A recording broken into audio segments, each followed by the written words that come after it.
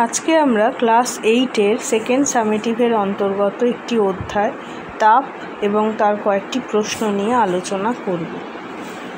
প্রথম প্রশ্নটি, তাপের কুপরিবাহী পদার্থ হলো কাঠ। খোলা হাওয়ায় রেখে দিলে ঊর্ধ্বপাতিত হয় এমন একটি পদার্থ হলো ন্যাপথালিন।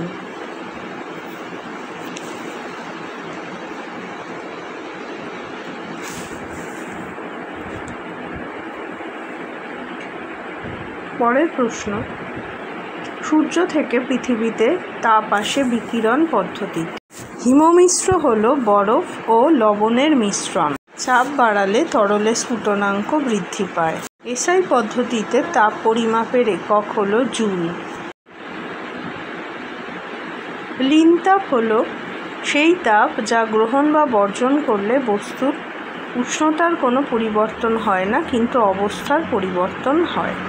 জল বরফে পরিণত হলে আয়তনে বাড়ে। এই ঘটনার একটি সুবিধা হলো শীতপ্রধান দেশে জলাশয়গুলির ওপরের অংশ বরফ হয়ে গেলেও নিচে কিছুটা জল থাকায় জলচর প্রাণীরা সেখানে বেঁচে থাকতে পারে।